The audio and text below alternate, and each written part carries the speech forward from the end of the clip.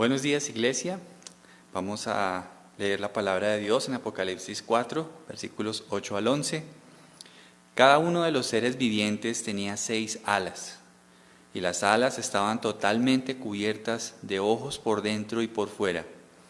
Día tras día y noche tras noche repiten continuamente: Santo, Santo, Santo es el Señor Dios, el Todopoderoso, el que siempre fue, que es y que aún está por venir. Cada vez que los seres vivientes dan gloria, honor y gracias al que está sentado en el trono, el que vive por siempre y para siempre, los 24 ancianos se postran y adoran al que está sentado en el trono, el que vive por siempre y para siempre, y ponen sus coronas delante del trono, diciendo: Tú eres digno, oh Señor nuestro Dios, de recibir gloria y honor y poder, pues tú creaste todas las cosas y existen porque tú las creaste según tu voluntad. Amén.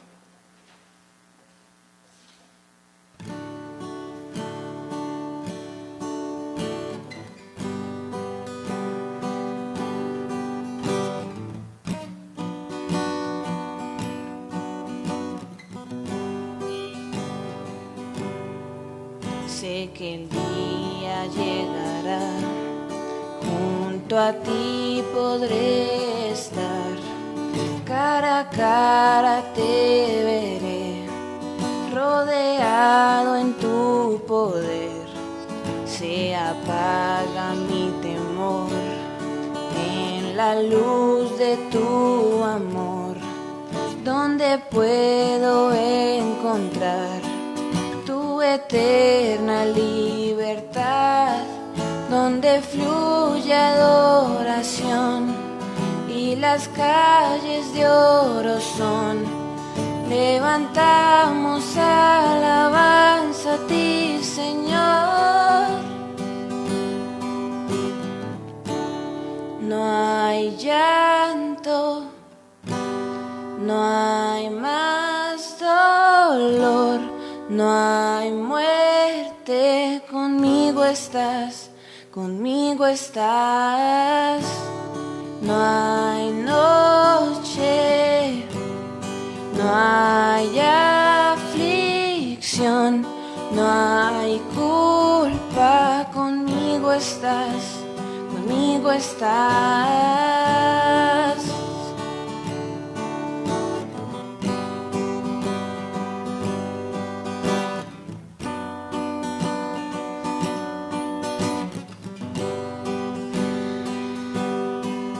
Aún en la dificultad, en ti puedo confiar, firme permaneceré, tu promesa eterna es.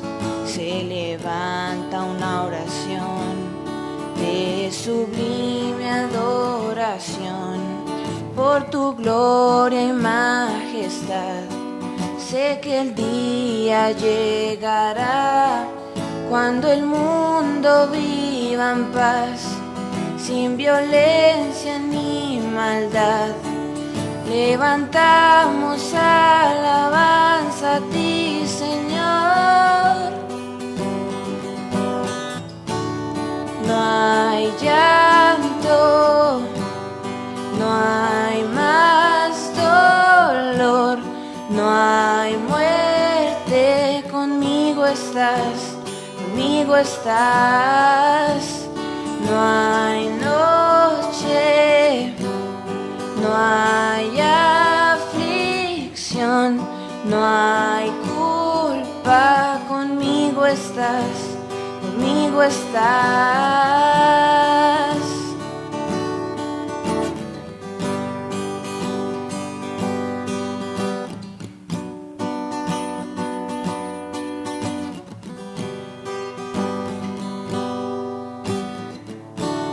Por la eternidad mi alma ofrecerá toda gloria a ti, Señor. por la eternidad. Mi alma ofrecerá toda gloria a ti, Señor. Por la eternidad, mi alma ofrecerá toda gloria a ti, Señor. No hay llanto, no hay más dolor, no hay muerte, conmigo estás, conmigo estás. No hay noche, no hay aflicción, no hay culpa, conmigo estás, conmigo estás.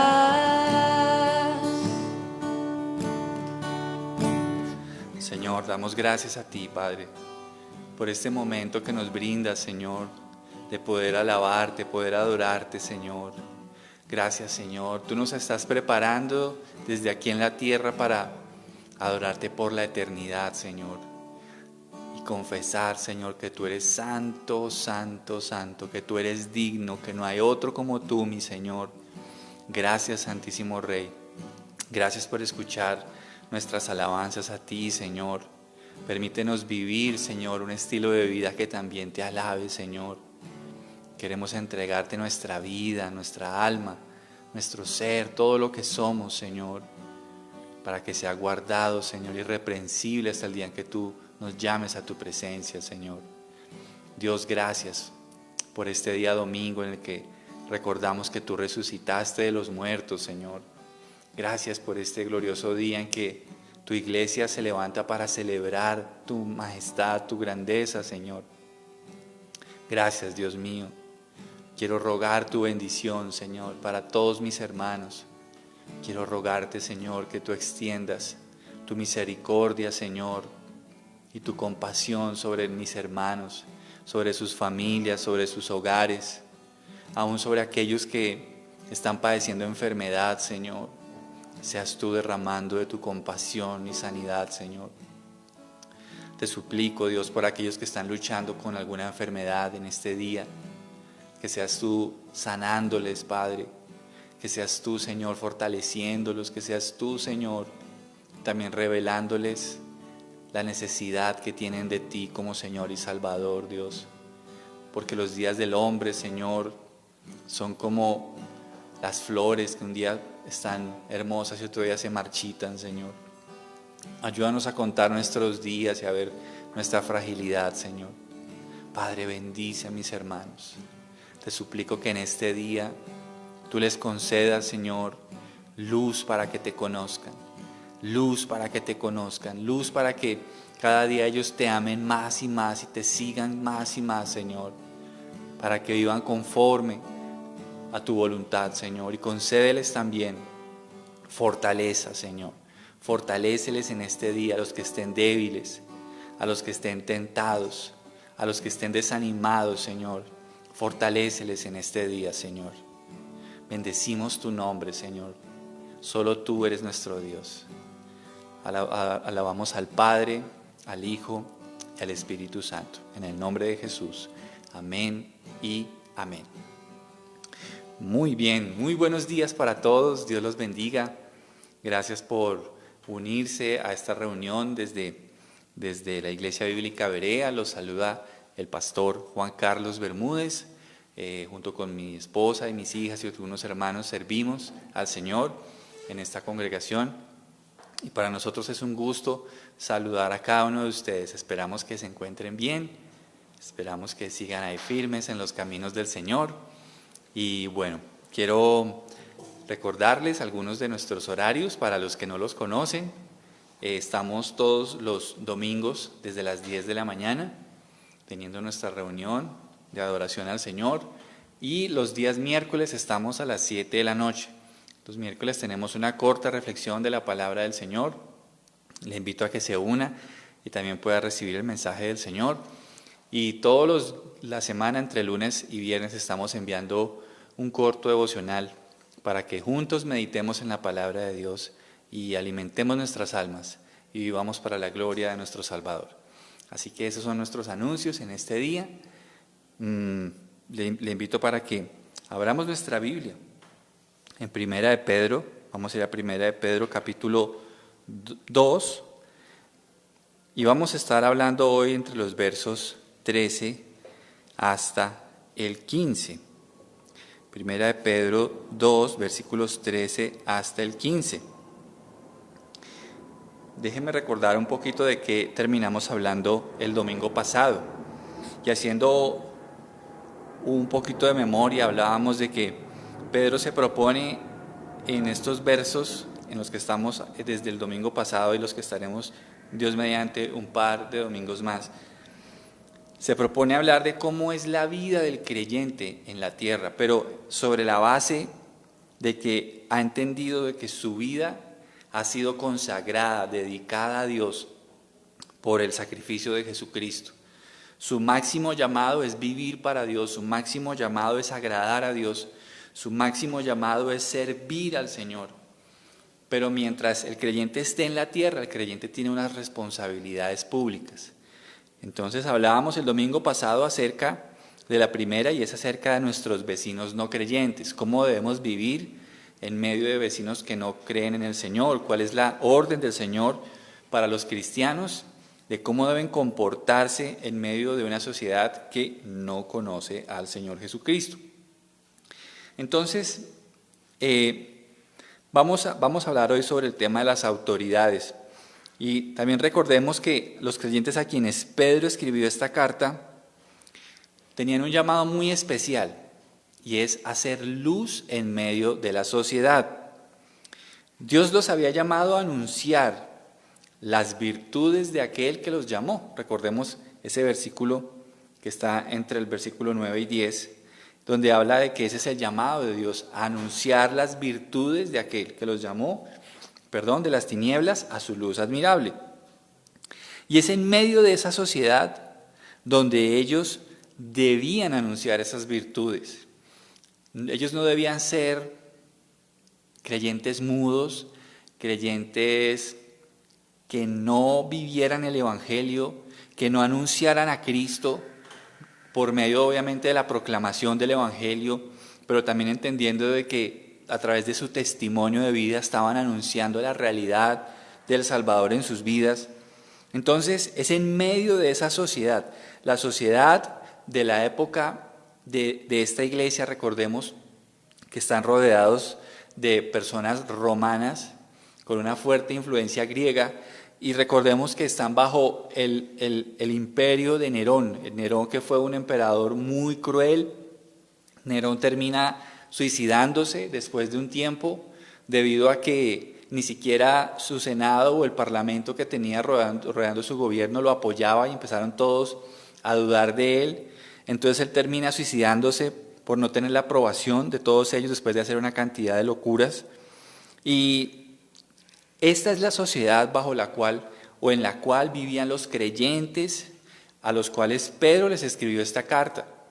Aún estaba vivo el emperador Nerón, Cristo ya había muerto hace unos 60 y pico años atrás, ya había ascendido a los cielos, y cuando Pedro escribe esta carta, la iglesia ya ha sido bendecida con los viajes misioneros del apóstol Pablo. Pablo está en la cárcel, algunos colocan que mientras Pedro escribe esto, hacía unos años había muerto el apóstol Pablo, es una de las versiones que existen, pero ya vemos que la iglesia tiene una amplia cantidad de palabra de Dios revelada por medio de los apóstoles. Entonces, aquí está el apóstol Pedro contribuyendo por la soberanía de Dios a esa revelación de la Biblia. Está escribiendo Primera de Pedro. Entonces, ese es más o menos el contexto en el que están los creyentes y el apóstol Pedro. Pedro no está presente delante de esa iglesia. Él está escribiendo una carta que está escribiéndola desde lo que él llama desde la ciudad de Babilonia.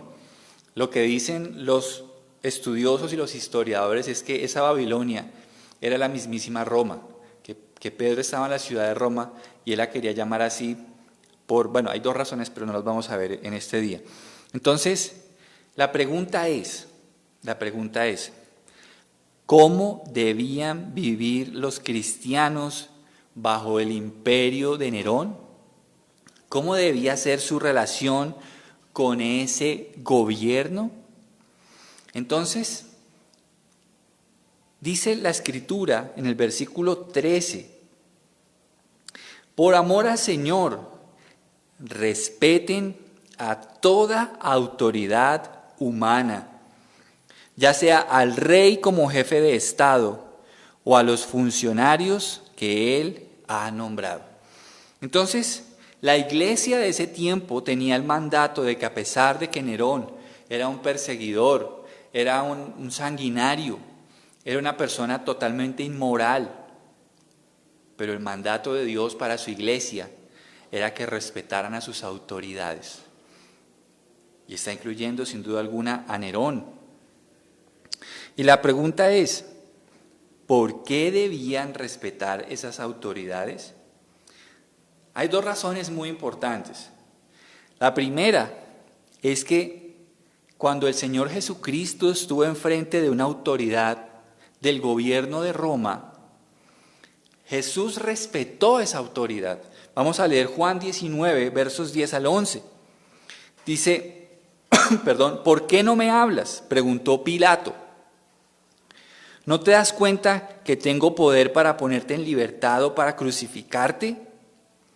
Entonces Jesús le dijo, no tendrías ningún poder sobre mí si no te lo hubieran dado desde lo alto. Note cómo el Señor Jesús reconoce que Él, como funcionario de gobierno, estaba revestido de una autoridad, y el mismo Señor Jesucristo la respeta. Tampoco vemos que Jesús quisiera derrocar ese gobierno. No vemos que Jesús haya llamado a sus discípulos a sublevarse contra ellos. De hecho, recordemos que hacía unas horas atrás, cuando al Señor Jesús lo van a capturar, Pedro saca su espada y corta la oreja de uno de los soldados romanos, y sin embargo el Señor no aplaude esto. El Señor no patrocina una revuelta contra el gobierno, porque Él dice que el que ataque a espada morirá. Entonces, miremos cómo es el ejemplo que Jesús le está dando a la misma iglesia, porque Él, cuando tuvo que enfrentar la injusticia del gobierno, Él respetó la autoridad. ¿Por qué? Porque ellos están revestidos de autoridad, porque la autoridad es puesta por Dios. Otro tema importante es que Jesús no vino a cambiar a Israel por medio de la política.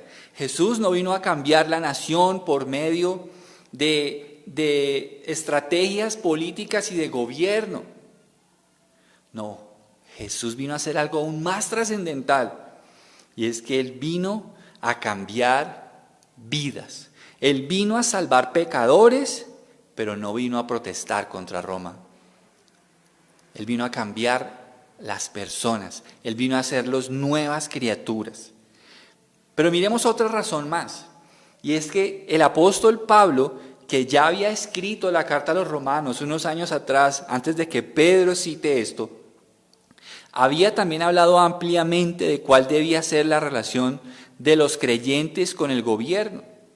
Y aún cuando Pablo estaba escribiendo esta carta, seguían bajo el imperio romano. Miren lo que dice Romanos 13, 1 al 2.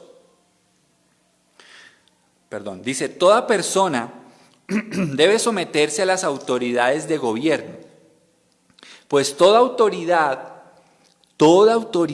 proviene de Dios, y los que ocupan puestos de autoridad están allí colocados por Dios. Por lo tanto, cualquiera que se rebele contra la autoridad se rebela contra lo que Dios ha instituido y será castigado. Pablo está diciendo que toda persona Toda. Y toda incluye cristianos, toda incluye discípulos del Señor. Toda persona debe someterse a las autoridades de gobierno, porque las que están gobernando han sido puestas por Dios. Y mire que no es solo someterse a ellas, sino darles el honor y el respeto por el cargo que están desempeñando. Cualquiera que se rebele contra las autoridades se está rebelando contra Dios mismo que las estableció. Pero tener autoridad no significa que el gobernante pueda hacer lo que quiera, sino significa que debemos obedecerlas porque ellas han sido puestas por Dios. ¿Cuál es el límite que Dios ha colocado para obedecer a los gobernantes? ¿Debemos obedecer todo lo que nos digan? La respuesta es no. Tenemos el ejemplo de cuando Faraón mandó a matar a los niños en la época de Moisés. Por eso Moisés significa salvado de las aguas. Recordemos que Moisés fue puesto por su mami en una canasta calafateada con brea y la colocó en el río y ella lo lanzó ahí para que él pudiera ser visto por alguien y fuera salvado. Lo que nos dice la historia de Éxodo es que las parteras de ese tiempo decidieron desobedecer la orden de Faraón, que había ordenado matar a los niños. Si no estoy mal, eran los niños menores de 2 años. Pero ellas decidieron no obedecer esa orden. El Faraón era una autoridad, pero ellas decidieron no obedecerla porque la orden de Faraón iba en contra de la orden de Dios. Sabemos que Dios está en contra del asesinato, de matar con crueldad. Entonces, la Biblia dice que Dios les hizo bien a ellas por haber temido a Dios por encima de Faraón. También tenemos el ejemplo de los apóstoles cuando empezaron la predicación del Evangelio en Jerusalén. Dice Hechos 4, 18 al 20, entonces llamaron nuevamente a los apóstoles y les ordenaron que nunca más hablaran ni enseñaran en el nombre de Jesús. Pero Pedro y Juan respondieron, ¿acaso piensan que Dios quiere que los obedezcamos a ustedes en lugar de a Él? Nosotros no podemos dejar de hablar acerca de todo lo que hemos visto y oído. Notemos cuál fue la reacción de los apóstoles al ver que las autoridades que tenían sobre ellos en ese tiempo les estaban ordenando que no hablaran más de Jesús, que no predicaran más de Jesús. Pero esa orden está en contra de una orden superior, porque Jesús les había dicho, toda potestad me ha sido dada en los cielos y en la tierra, por lo tanto vayan y prediquen este evangelio. Y esa era la orden del Señor. Entonces, ¿cuál es el límite de la obediencia del creyente a las autoridades? Cuando sus órdenes van en contra de la palabra de Dios. Ese es el límite de su autoridad. No podemos obedecer todo. Y necesitamos entender que para la iglesia histórica y los creyentes que hemos visto aún desde el libro de Éxodo, su orden era respetar las autoridades. Porque las autoridades que han sido puestas por Dios. Y cualquiera que se revela a lo que Dios ha puesto, a Dios mismo se resiste. ¿Cuál es entonces la función que Dios le dio a los gobernantes? En el versículo 14 de 1 de Pedro 2, dice, ya sea al rey como jefe de Estado, o a los funcionarios que él ha nombrado, pues a ellos el rey los ha mandado a que castiguen a aquellos que hacen el mal y a que honren a los que hacen el bien. Note que la función que Dios le ha dado a los gobernantes es regular el comportamiento de la sociedad.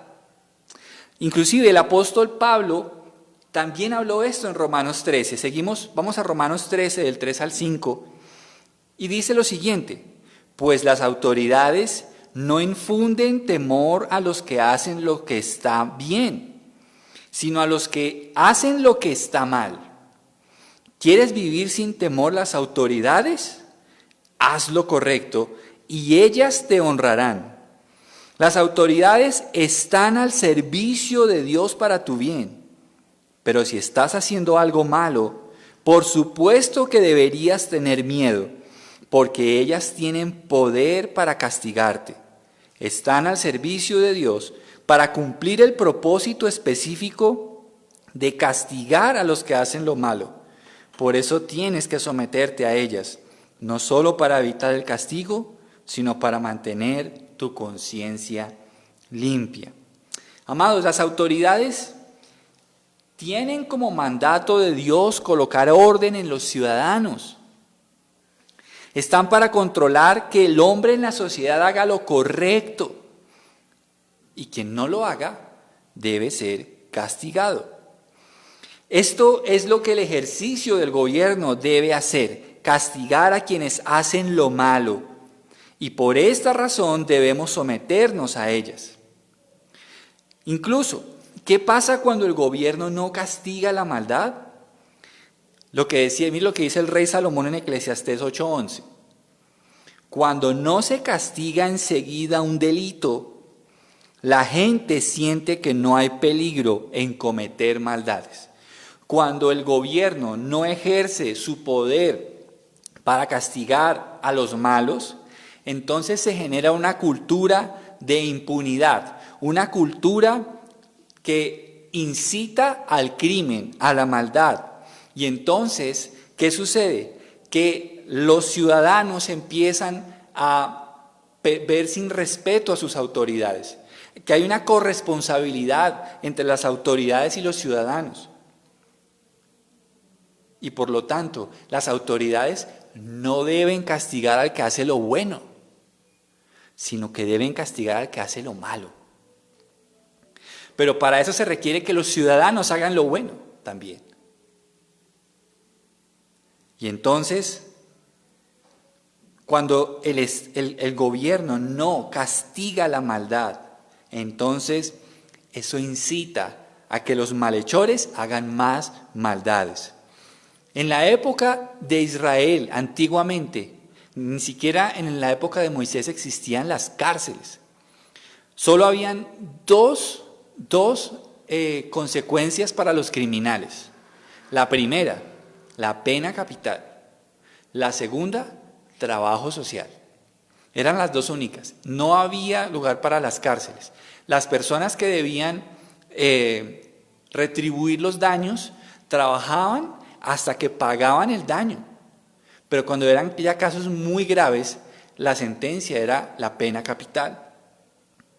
Lamentablemente, a veces el tema de que las personas estén en la cárcel no está generando en ellos una restauración, una cultura de poder restituir el daño que se ha hecho. Y a veces las cárceles se convierten en cunas de maldad, donde no debiera suceder eso. Debiera haber una cultura de restauración, de trabajo social. Pero bueno, no ese es el enfoque del mensaje, pero estamos hablando acerca de las autoridades. También esos cargos están para honrar a los que hacen lo bueno. Los cargos de gobierno están para honrar a los que hacen lo bueno. La autoridad civil fue puesta por Dios para que la humanidad no cayera en descontrol total por la inclinación pecaminosa de su corazón. ¿Se imagina usted qué sería del mundo si no se refrenara el robo, la violencia, la deshonestidad y toda maldad que hay en el corazón del hombre? ¿Se imagina una ciudad como Bogotá sin policía, sin ejército? ¿Se imagina usted una ciudad donde no hubieran leyes que castiguen la maldad? ¿Se imagina usted cómo sería el caos de esa sociedad? Es por eso que es necesario un gobierno que castigue a los malos y que premie a los buenos. Sin embargo, el mismo gobernante no está excluido de hacer lo bueno. El gobernante también debe hacer lo bueno. porque la ley también aplica para él o para los funcionarios que no hagan el bien. Usualmente, los pueblos que tenían malos gobernantes era porque habían abandonado a Dios como nación. Y esto es muy importante que lo comprendamos. En algunos casos, las naciones tenían gobiernos despóticos, tiranos, era porque esa nación había abandonado a Dios. Mire lo que dice Isaías 10, 5 al 7. ¿Qué aflicción le espera a Asiria, la vara de mi ira? Yo la empleo como garrote para expresar mi enojo. Envío a Asiria contra una nación pagana, contra un pueblo con el cual estoy enojado. Asiria los saqueará y los pisoteará como a polvo debajo de sus pies. Pero el rey de Asiria no comprenderá que es mi instrumento. Su mente no funciona de esa forma. Su plan solo consiste en destruir, en aplastar a las naciones una tras otra. El pensamiento de Dios era que el imperio asirio fuera un instrumento en sus manos para castigar con ira al reino del norte de Israel, a esas 10 tribus que más adelante fueron llevadas cautivas por ellos y nunca regresaron. Pero lo que dice el Señor en Isaías 10 es que Él estaba empleando esa nación para hacer una vara de castigo contra su propio pueblo. ¿Por qué estaba haciendo esto? Mire cómo lo dice, envió a Siria contra una nación pagana, contra un pueblo con el cual estoy enojado. ¿Sabe a quién está llamando nación pagana? Al mismísimo Israel. Se habían paganizado, se habían entregado a costumbres paganas. Y por eso Dios permitió que un imperio impío y pecador fuera usado en las manos de Dios como una vara de castigo. Ahora, como lo dije hace unos minutos, los gobernantes están expuestos al escrutinio de Dios. Aquí la responsabilidad es de parte y parte, tanto los gobernantes como los ciudadanos.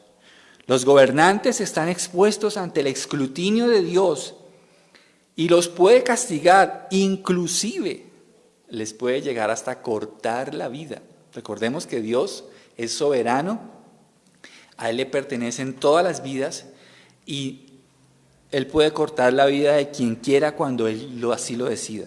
No hay nadie quien se lo impida. Miremos el caso de uno de los Herodes, Hechos 12, 20 al 23. Dice, ahora bien, Herodes estaba muy enojado con los habitantes de Tiro y de Sidón. Entonces ellos enviaron una delegación para que hiciera las paces con él, porque sus ciudades dependían del país de Herodes para obtener alimento. Los delegados se ganaron el apoyo de Blasto, el asistente personal de Herodes, y así se les concedió una cita con Herodes. Cuando llegó el día, Herodes se puso sus vestiduras reales, se sentó en su trono y les dio un discurso. El pueblo le dio una gran ovación gritando, es la voz de un Dios, no la de un hombre. Al instante, un ángel del Señor hirió a Herodes con una enfermedad, porque él aceptó la adoración de la gente en lugar de darle gloria a Dios. Así que murió carcomido de gusanos. Note cómo aún las autoridades están en las manos de Dios. Y de acuerdo a un plan soberano que solo Él conoce, Él puede inclusive llegar a castigar a los gobernantes, inclusive a cortarles la vida. Ellos no están excluidos del escrutinio de la justicia de Dios. Inclusive Pedro había hablado en esta carta, unos versos atrás, miremos 1 de Pedro 2:12, donde les estaba diciendo a los cristianos, procuren llevar una vida ejemplar entre sus vecinos no creyentes. Así por más que ellos los acusen de actuar mal, verán que ustedes tienen una conducta honorable y les darán honra a Dios cuando Él juzgue al mundo. Dentro de ese mundo que está describiendo Pedro, están los gobernantes impíos que oprimieron al pueblo, que reinaron sin justicia y que no se arrepintieron y no creyeron en Jesús como Señor y Salvador. Ese mundo incluye a esos gobernantes que tendrán que presentarse delante de Dios y también dar cuentas de lo que hicieron por ese cargo de autoridad que Dios les permitió tener. No crean, todos estamos bajo el escrutinio de Dios.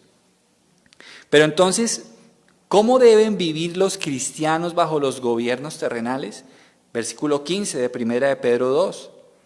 Dice, la voluntad de Dios es que la vida honorable de ustedes haga callar a la gente ignorante que los acusa sin fundamento alguno. La voluntad de Dios para los creyentes de ese tiempo era que vivieran honorablemente, y recuerde que estaban bajo un emperador sangriento, deshonesto, sanguinario. Pero la voluntad de Dios era que los cristianos vivieran honorablemente, y con eso harían callar a los que los acusaban sin fundamento alguno. El creyente debía ser un ciudadano ejemplar, alguien que es un referente de honestidad y de buen comportamiento. El creyente debía ser un ejemplo de respeto a las autoridades, aun cuando las autoridades estaban persiguiéndolos. Un ejemplo de comportamiento en la sociedad, un ejemplo en el acatamiento de las normas y aún un ejemplo en el pago de impuestos. El creyente debía mostrar un estándar moral superior al de las mismas autoridades, aun sabiendo que por ello podían ser perseguidos. Pero la vida recta y honorable de los cristianos se convertiría en una herramienta de juicio para los gobernantes impíos. A través de su vida recta, a través de su vida honorable, era un mensaje que fastidiaba a los gobernantes entregados al pecado y a la deshonestidad. ¿Y por qué razón debían los cristianos actuar de esa manera? Versículo 16. Pues ustedes son libres, pero a la vez son esclavos de Dios. Así que no usen su libertad como una excusa para hacer el mal. La razón es porque los cristianos son esclavos de Dios. Y al ser sus esclavos, son esclavos de la rectitud. La libertad que el Señor les había dado a los cristianos de ese tiempo no se debía usar para hacer el mal. Y entendiendo esto, ¿cómo debían entonces vivir los hermanos en la sociedad? Versículo 17. Respeten a todos y amen a sus hermanos en Cristo. Teman a Dios y respeten al Rey. Mire cómo debemos actuar y cómo debían actuar los cristianos de ese tiempo bajo su gobierno. Primero, respetando a todos. Respetando a todos. Segundo, amen a sus hermanos en Cristo. Tercero, teman a Dios. Vivan sus vidas temiendo a Dios, respetándolo, sabiendo que Dios todo lo ve. Todo lo ve. Vivan entendiendo que estamos bajo el escrutinio continuo de la mirada omnisciente de Dios. Y por último, respeten al Rey.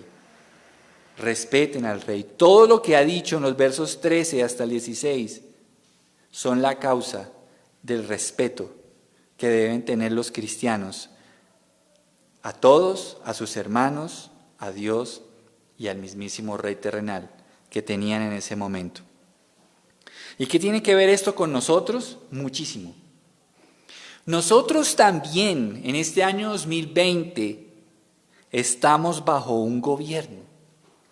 Nosotros estamos bajo un gobierno que está cobijado por la autoridad que Dios le dio a su cargo. Y es necesario que nosotros, por amor al Señor, también nos sujetemos a las autoridades con el fin de dar buen testimonio. Recuerda esto, nosotros somos por identidad, al igual que la iglesia histórica a la que Pedro escribió esta carta, la representación del pueblo elegido.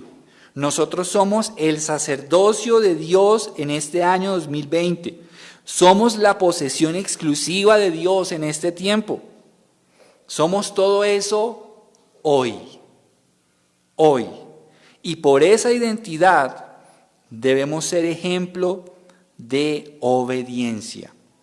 Debemos tratar a las autoridades con respeto. Yo no entiendo cómo hay cristianos que usan sus redes sociales para ridiculizar al gobierno. Perdóneme, pero eso habla muy mal de nuestro cristianismo. Cristianos que mandan memes, que caricaturizan al presidente. Yo no estoy hablando aquí de ningún partido, no tengo ninguna inclinación política, para los que me conocen lo saben muy bien, pero no estoy de acuerdo en ridiculizar a ninguna autoridad porque eso no está bien. De acuerdo a lo que estamos aprendiendo hoy, dice, por amor al Señor, respeten a toda autoridad humana. Y termina diciendo, y respeten al rey. No está bien que bajo ninguna circunstancia nosotros estemos dando ese ejemplo, porque nuestra identidad no lo impide. Somos pueblo de Dios, somos nación santa, somos real sacerdocio, pueblo adquirido por Dios. Estamos hablando mal de nuestra identidad cuando nosotros despotricamos irrespetuosamente contra el gobierno. No quiere decir esto que no podamos nosotros presentar respetuosamente una inconformidad. Pero está mal cuando lo hacemos irrespetuosamente, porque eso habla mal de nuestra ética. Debemos llevar una vida honorable para hacer callar a aquellos que nos acusan sin fundamento alguno. Así que hagamos de nuestro estilo de vida un mensaje claro del Dios a quien decimos amar y representar aquí en la tierra. No seamos hallados entre aquellos a quienes el gobierno debe buscar para castigar, por ser evasores de impuestos, por robar, por ser violentos, por poner altísimo volumen y molestar a los vecinos, por dejar la basura el día en que no pasa el camión, por violar las normas de tránsito. No seamos hallados entre ellos, porque nosotros estamos llamados a ser honorables. Y recordemos que el gobierno será vengador de Dios para castigar a los que hacen lo malo. Y aunque seas cristiano, no te exime de las responsabilidades con el gobierno. Aunque tú digas que eres cristiano, no te exime. Y hemos hablado claramente de los ejemplos de Jesús, del apóstol Pablo y del apóstol Pedro. Ahora, no esperes que Colombia sea transformada por las protestas y el vandalismo. Si tú eres cristiano, tienes que entender esto. Nuestra labor es presentar a Cristo a toda persona para que Él las haga nuevas criaturas. No esperes que las protestas tengan más efecto que el evangelismo, porque el evangelio hace nuevas criaturas. No esperes que una protesta tenga más poder y más eficacia. Yo te invito a hacer una protesta pacífica, entregándote cada día a evangelizar a alguien. No le des más tiempo y más valor a las labores sociales si no estás evangelizando a las personas que quieres ayudar. Tú puedes ayudar a las personas con recursos, con trabajo social, pero acuérdate que antes que eso y primero que eso está el evangelismo. Evangelicemos y hagamos ayuda social de la mano. Pero primero está el evangelio. Primero está el llamar a las personas que están bajo pecado a arrepentirse y a reconciliarse con Dios, porque el reino de los cielos está cerca. Ahora, tampoco esperes que los gobiernos terrenales sean perfectos. Ellos son seres humanos como tú y como yo, que en la gran mayoría de los casos no han nacido de nuevo. Son esclavos del pecado. Pero más bien esperemos el reino del Señor Jesucristo, que será justo, que no habrá en él cabida para la maldad. Solo Él será el gobernador que hará respetar a Dios su Padre y gobernará con amor a los súbditos de su reino. Vivamos en medio de nuestra sociedad, respetando a todos, amando a nuestros hermanos en Cristo, temiendo a Dios y respetando a nuestros gobernantes. Oremos. Señor, damos gracias a ti por este mensaje. Señor, en un tiempo como en el que estamos, tan trascendente, donde hemos visto tanta agitación, sabiendo que han habido desmanes, han habido protestas, han habido abusos de autoridad, debemos recordar cuál es el llamado que tú le has hecho al pueblo cristiano para con su gobierno. Ayúdanos, Señor, a entender lo que tú nos has hablado hoy a través de tu bendita palabra, que debemos ser ciudadanos ejemplares, que respetemos a las autoridades, aun cuando ellos hagan lo malo. Tu palabra nos pide que nos sujetemos a ellos, que los respetemos y que a través de una vida ejemplar hagamos callar las bocas de aquellos que nos acusan de malhechores. Señor, ayúdanos a entender esta realidad tan importante, que tú, habiendo venido como hombre a la tierra, Señor, no viniste a cambiar el gobierno de Roma, viniste a cambiar pecadores en santos, viniste a proclamar las buenas nuevas del reino de los cielos. Tú le dijiste, Señor, inclusive a Pilatos, que tu reino no es de este mundo. Señor, y por eso proclamamos al Rey de ese reino venidero que esperamos. Ese Rey que nos dará un gobierno justo, santo, un gobierno que honrará a Dios en todo lo que hace y un gobierno que tratará con amor a sus súbditos. Ese es el Señor Jesucristo. Señor, ayúdanos a entender en este día nuestra responsabilidad delante de ti de someternos a nuestras autoridades.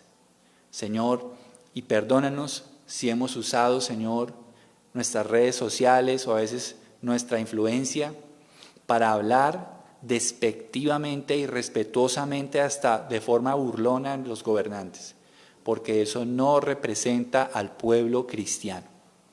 Señor, te damos muchas gracias en el nombre de Jesús. Amén y amén. Mis hermanos, antes de terminar, quiero leerles algo de Romanos, capítulo 9.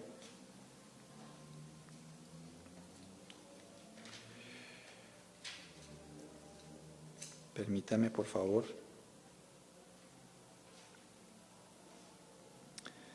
Bueno, la palabra dice que nosotros debemos dar con generosidad, porque Dios ama al dador alegre, dice la Escritura. Y hoy quiero hablarles para que, por favor, apoyen la iglesia con sus ofrendas voluntarias. Recuerden que tenemos a su disposición una cuenta, o si no, por David Plata, los que deseen apoyar. Vamos a orar por las ofrendas en este momento. Señor, te pido que bendigas a los hermanos que apoyan, Señor, también a los que tienen necesidad. Y Señor, llévanos a tener también la conciencia de que tú has ordenado, Señor, el apoyo a la obra del Señor. Te pido que les multipliques, porque tú has dicho que tú das semilla al que siembra y pan al que come, y que poderoso es Dios para multiplicar nuestra semilla. Bendice al que da, porque tu palabra dice que al que da, Señor, tú le darás más para que siga siendo generoso, Señor. En el nombre de Jesús, amén y amén. Muy bien, mis estimados amigos y hermanos, vamos entonces a despedirnos. Les deseamos una excelente semana a todos, que meditemos mucho en esto que Dios nos ha hablado en este día de hoy y que pasen una excelente semana. Estamos en contacto, por favor no duden en escribirnos cualquier necesidad de oración, de consejería, estamos atentos para servirles. Dios les bendiga y una excelente semana. Bendiciones.